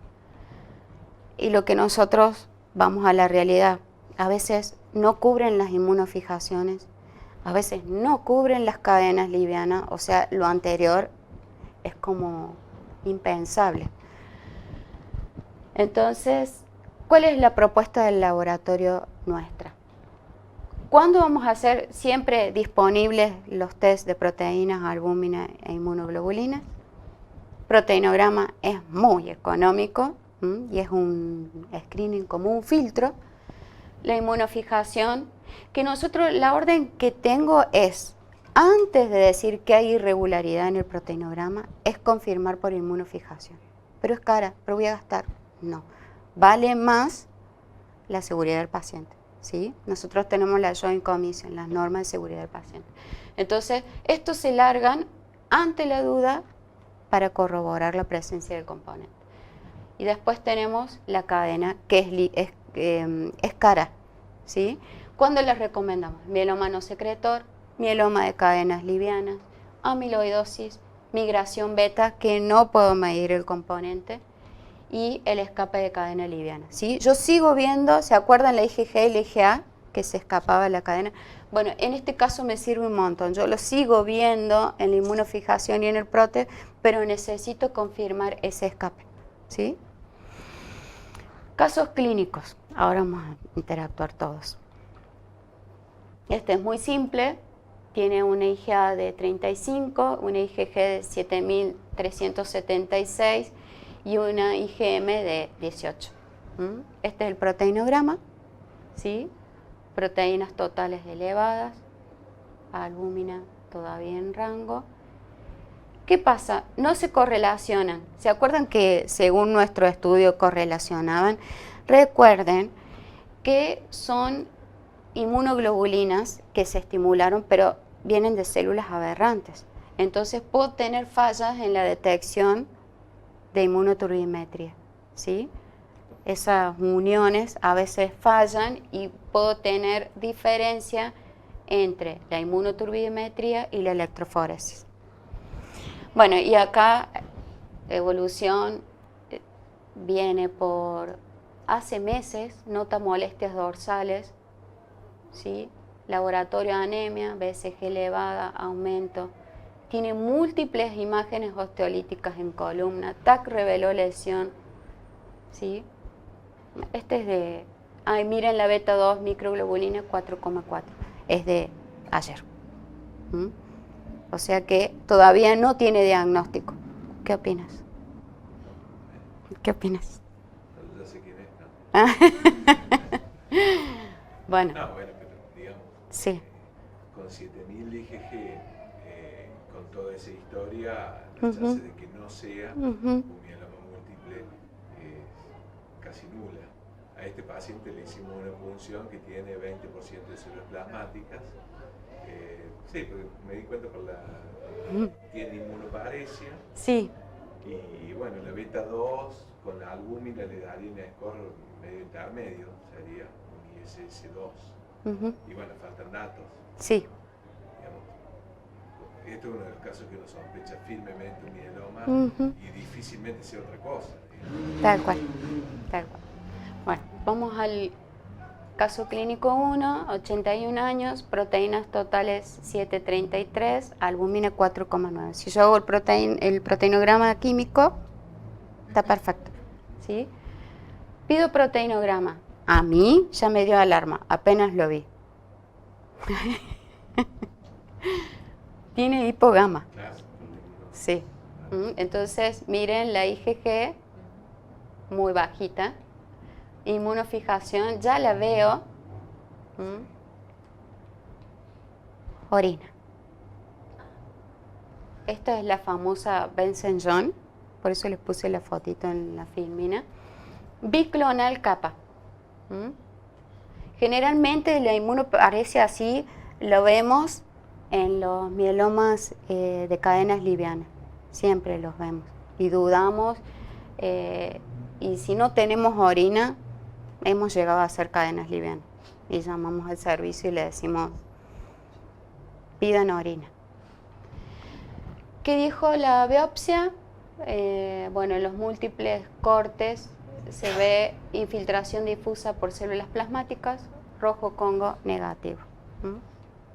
Y estamos día 28, solo ustedes entienden. Yo pues digo. No, es un paciente que está trasplantado hace 28 días por un mieloma múltiple de cadenas livianas kappa, que es lo que vos dijiste. Sí. Habitualmente uno pone el estadio y pone si tenía algo en el FISH, y siempre nosotros nos guiamos por días después del procedimiento. Ah, perfecto. Ajá. Bueno, Bien. Entonces, mieloma múltiple de cadena liviana capa. yo vi, perdón, ¿no? Yo Sí. vi una paciente recientemente trasplantada por un mieloma múltiple de cadenas livianas y que alguien le pidió un IgG, nunca tuvo compromiso de la inmunoglobulina G. Y claro, post-trasplante tiene 3.700 de IgG, pero es policlonal. Yo sin ver un programa infiero que es policlonal, porque la mujer tiene un mieloma múltiple de cadenas livianas libres. Y claro, eso motiva que uno le repita cosas que ya le había hecho, pero nunca tuvo aumento de IgG. Entonces probablemente eso sea policlonal, como vos explicabas. Las plasmocitosis reactivas. Claro, lo contrario que vos decías, esto del escape de inmunoglobulinas, lo vemos. Un paciente que tiene un mieloma IgG, produce siempre IgG capa. Y en algún momento uno que se va confiando por la IgG de que no subió nunca más, se encuentra con que tiene enfermedad activa midiéndola por otro. Vos le haces cadenas livianas libres y seguro que las tiene muy alteradas. Sí. Dejó de producir IgG, pero sigue produciendo la cadena liviana. Al revés no ocurre, es decir, que un paciente produzca, se cambie de inmunoglobulina, es decir, que pase de tener una inmunoglobulina, un mieloma por IgA a IgG, es yo no he visto nunca, pero el escape de inmunoglobulina lo solemos ver. Sí. Y que se agregue otro clon. O que se agregue otro clon, sí, pero eso es más raro. Sí. Bueno, tenés algunos. Sí. Pero apareció. Claro. Bueno, proteínas totales y albúmina, ¿cómo las ven? Normales. Miren las inmunoglobulinas. A, 14. IgG, 299. IgM, 6. ¿Cómo la ven? Sí. Alarma. Proteinograma. Miren mi gamma, hay algo que no correlaciona, ¿sí? Aparte del componente monoclonal, no me correlaciona la gamma con las inmunoglobulinas. Entonces, inmunofijación. Miren. Lambda, lambda. O sea, lo que yo veo en el prote es lambda. O sea, no es G, ni A, ni M. Por eso no me correlaciona, ¿entendieron? No me correlaciona esto con lo que veo en el proteinograma porque es lambda. Que lo veo en la inmunofijación. Todo ese pico grandote es lambda. Es raro también eso. Sí. Sí. Esa es la idea, traer cosas raras. Entonces las dos dan alarma y las cadenas de 11 al 18, bueno, no se alcanza a ver 0,07 y alta la lambda, que es lo que me correlaciona con todo lo otro, y en enero de este año aumenta. ¿Sí? Acá se ve en la trazada. También alarma. Bueno, fue derivada, ahí está lo que decías vos, diagnóstico de mieloma IgG lambda, ISS3 con insuficiencia renal al diagnóstico. Pero probablemente tenga muy poquito de IgG, o sea, más lambda que IgG, diría. Bien, mieloma múltiple, cadena lambda.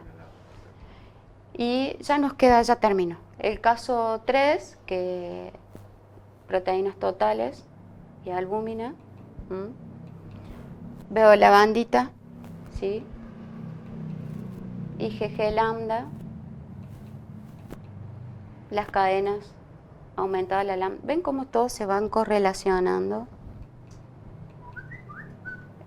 Fenotipo, el 1,4% de células plasmáticas era células plasmáticas, el 100% fue aberrante. Vos, Gaby, entendés muchísimo más. Eso es lo que hablábamos hace un rato para diferenciar una población fenotípicamente sugestiva de MU versus mieloma múltiple. Se dice que si el fenotipo es aberrante en más del 95% de las células plasmáticas, uno lo debería considerar como un fenotipo subjetivo de mieloma. Bien. En cambio, si tiene menos del 95% de plasmáticas aberrantes, tiene un fenotipo más parecido a un estadio precursor. No siempre es así, pero es una guía importante. Hay una muy buena correlación. Después tenemos el medulograma, 34,67 de plasmocitos. ¿Esto qué es? Eso es el estudio de Fish, que en realidad no se ve bien, pero no tiene las mutaciones Negativa en el material analizado de lesión de región crítica. No se observó de lesión de región crítica 17P, es la que decía eso. ¿Eso es la del 17? No, está la 414 y la 1416. Sí. Son las tres que hacen la rutina, digamos. Y el cariotipo. Normal. Biopsia, neoplasia de células plasmáticas monoclonales para cadenas ligeras lambda, mieloma múltiple. ¿Sí? Mieloma múltiple, IgG lambda. Este continúa porque vino ahora en octubre y realmente se presentó así. Lo veíamos de este modo en el proteinograma.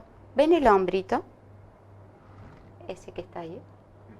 Sí, sí. No hicimos nada. Ay, un lindo hombrito y lo liberamos. ¿Sí? Se hizo otra vez el medulograma y se ven plasmocitos, 9 y algo, y plasmoblastos, ya hay plasmoblastos en la médula. Nos vuelven a pedir un prote y vemos esto. ¿Ven la diferencia que se los puse acá? Entre esta visita y esta visita, esta es la diferencia. ¿Ven? Tengo dos clones que en la visita anterior me creció el IgG lambda y en la otra visita me crece el M kappa. ¿Lo ven ahí? Ah, ¿te acuerdas que te le mostré en el labo? Hacíamos la inmunofijación y nos daba que sigue con su IgG lambda, ¿se acuerdan del diagnóstico que vimos en la filmina anterior? Pero nos daba ese fenómeno de siembra.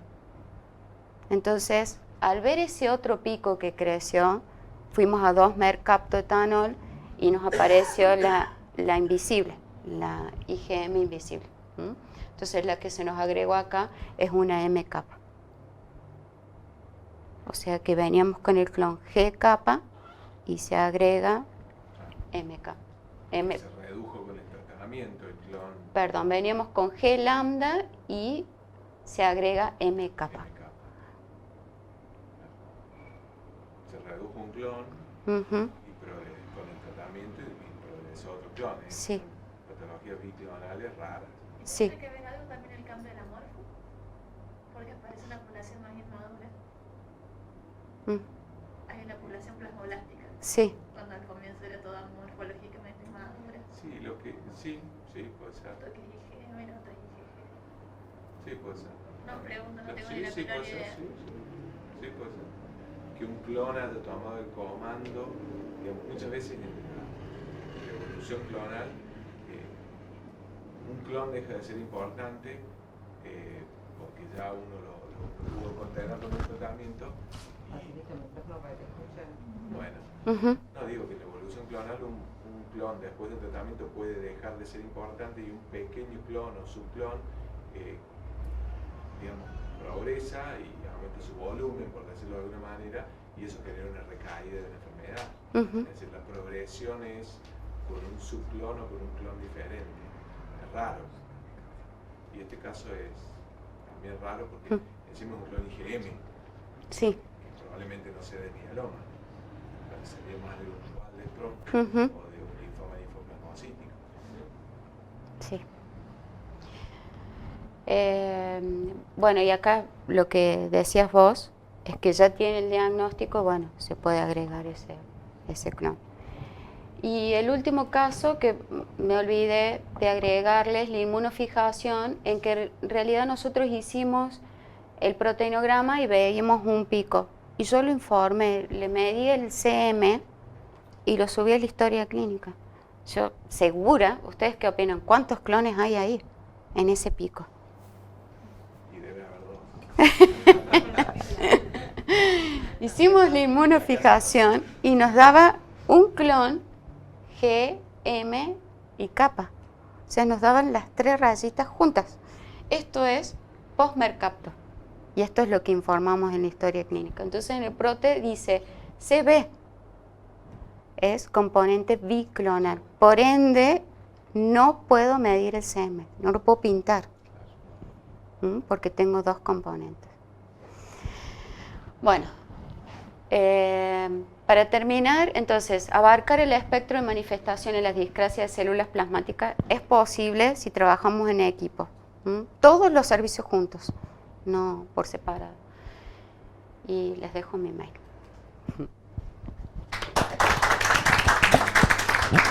Gracias. ¿Alguna pregunta?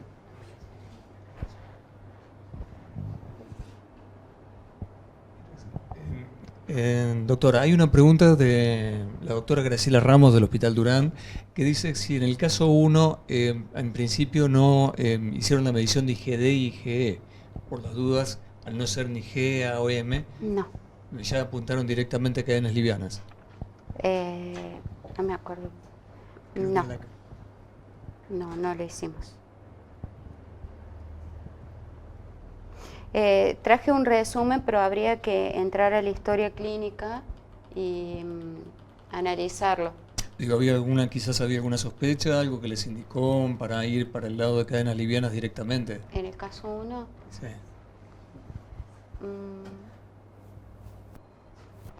bueno, en la biopsia no haces, o sea, solamente ves la liviana que es la capa. No lo hicimos. Está bien. No. Bueno, acá hace una pregunta de una paciente de 38 años que reúne criterios de gamapatía monoclonal de significado incierto, pero que tiene una inmunoglobulina A, lambda monoclonal, que se ha cuadruplicado en los últimos 3 años. Y bueno, lo que preguntan es por qué no tratamos por la alta probabilidad de que este paciente progrese hacia mieloma. O sea, se cuadruplicó en 2 años y es una mujer joven. Bueno, mi respuesta a eso es que primero el MGUS no se trata nunca, porque uno estaría tratando a un montón de pacientes, sobretratando a un montón de pacientes con el riesgo que eso significa. Pero también estoy de acuerdo con esta colega que una paciente con esta progresión probablemente en algún momento tenga mieloma múltiple asintomático y en algún momento también progrese hacia un mieloma sintomático. Ustedes recuerden la frecuencia de una gamapatía monoclonal de significado incierto, que es muy bajita a esta edad. Es mucho más común, después de los 50 años hay un 3% de la población que la tiene, y a los 38 años seguramente mucho menos de la población. O sea que esta paciente seguramente progresará, pero yo no le haría nada. Y lo otro es que el MGUS IgA tiene un poco más de riesgo que el IgG de progresión hacia un mieloma asintomático y un mieloma activo. Pero bueno, yo no lo trataría. Lo que sí, probablemente esta paciente haya que controlarla cada 3 meses. Y yo a esta paciente, y eso no lo dije, a esta paciente yo le haría punción de médula, porque hay algunos datos de que quizá algún paciente mayor con una MGUS IgG uno podría omitir la punción medular. En general nosotros tratamos de hacerle a la mayoría de los pacientes punción medular. Quizá yo no le hago punción medular a un grupito de pacientes añosos con un pico IgG, con un componente no tan alto y que yo sé que no le voy a cambiar mucho el seguimiento. Pero a un paciente joven así yo le haría punción medular.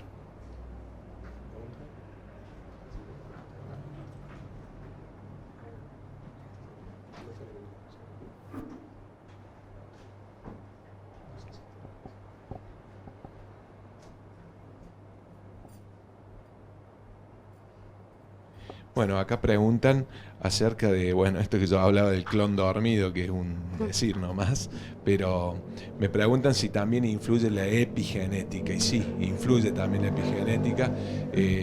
yo no soy ningún experto en eso, pero se sabe que no solamente, digamos, tiene valor pronóstico las alteraciones citogenéticas moleculares, sino que también la epigenética. Y también tiene que ver con el microambiente medular, eso. Y sí, probablemente esos cambios epigenéticos hagan que la enfermedad pueda progresar en algún momento de la evolución.